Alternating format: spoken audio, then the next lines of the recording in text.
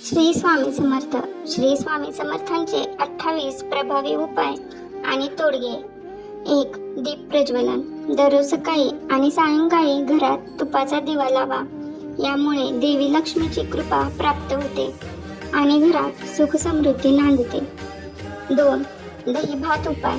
अमावस्या आणि पौर्णिमेच्या रात्री सुक्या कागदावर थोडा दही भात ठेवा आणि त्यावर हळद कुंकू टाका.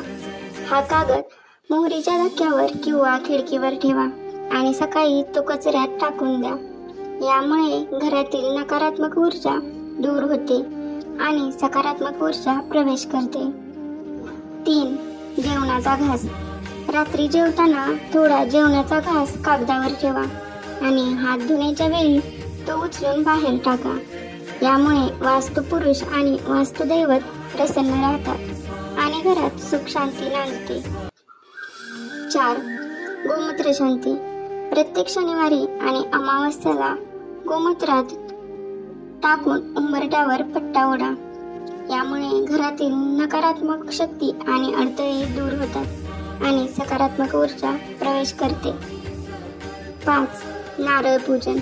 सोमवार आणि एकादशी या दिवशी नारळ फोडू नये, कारण या दिवसांना देवतांचे प्रतीक मानले जाते आणि नारळ फोडल्याने देवांना त्रास होऊ शकतो.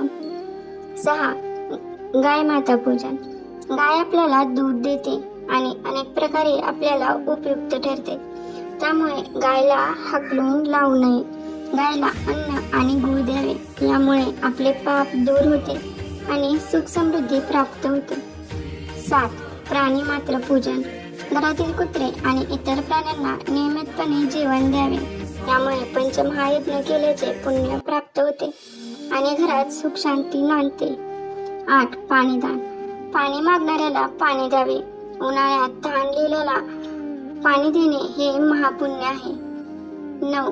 गरजूंना मदत. रस्त्यावरील वृद्ध, गंधर्व, अपंग, आजारी व्यक्तीला मदत करावी.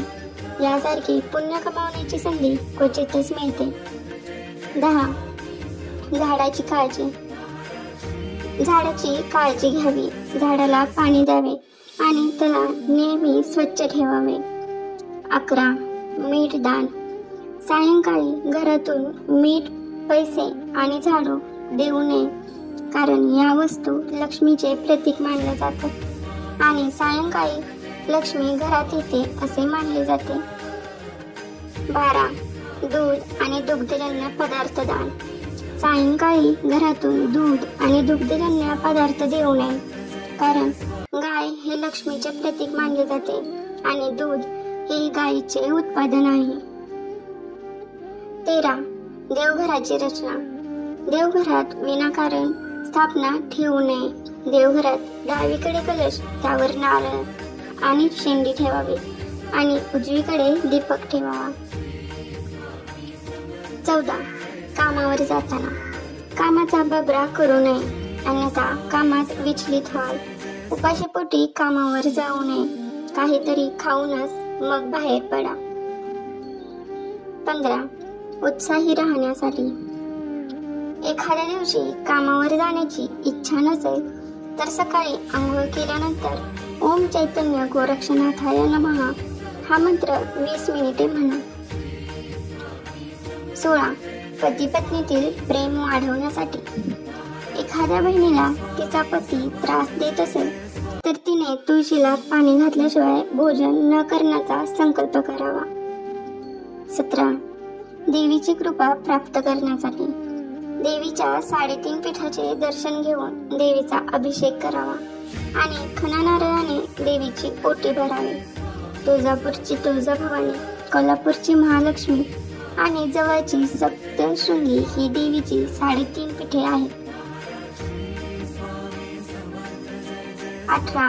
घरातील नकारात्मक ऊर्जा दूर करण्यासाठी. पाण्यात थोडेसे मीठ टाकून फरशी पुसून घ्या. 19. इच्छा पूर्ण करण्यासाठी. रोज सायंकाळी पिंपळ वृक्षाला दूध मिश्रित पाणी घालावे, दिवा लावावा आणि 5 प्रदक्षिणा घालत आपल्या मनातील इच्छा बोलून दाखवावी. 20. कामात यश मिळवण्यासाठी. महत्त्वाच्या कामासाठी घराबाहेर पडताना खिशात श्रीयंत्र बाळगावे. 21. रात्री शांत झोपण्यासाठी. रात्री भीतीदायक स्वप्न पडत असतील तर पाण्याने भरलेले तांब्याचे भांडे ठेवून झोपावे. सकाळी हे पाणी एखाद्या झाडाला घालावे. 22. सुरक्षित ड्रायव्हिंगसाठी. सुरुवात करण्यापूर्वी ड्रायव्हिंग सीटला हात लावून आपल्या इष्टदेवतेचे स्मरण करावे आणि नंतरच ड्रायव्हिंग सुरू करावे. पौर्णिमेला सायंकाळी गाडीला एखादे फूल व्हावे आणि उदबत्ती लावावी. 23. दुकान बंद करताना. दुकान बंद करून घरी जाताना कुलदेवतेचे, इष्टदेवतेचे आणि वास्तुपुरुषाचे आभार मानावे. दिवसभरातील नफा तोटा त्यांना समर्पित करा. 24. निरोप घेताना. कोणाचाही निरोप घेताना येतो म्हणावे, जातो म्हणू नये. 25. घरातील शांतता राहण्यासाठी. घराच्या मुख्य दरवाजासमोर चप्पल ठेवण्याची सवय टाळा. 26. बांधकाम करताना. घराचे बांधकाम करताना जमिनीखाली हाडे, विटा, शंख इत्यादी सापडल्यास त्या जागेची शुद्धी करून घ्यावी. 27. देवी देवतांचे दर्शन. दरवर्षी आपल्या कुलदेवतेचे आणि इष्टदेवतेचे सहपरिवार दर्शन घ्यावे.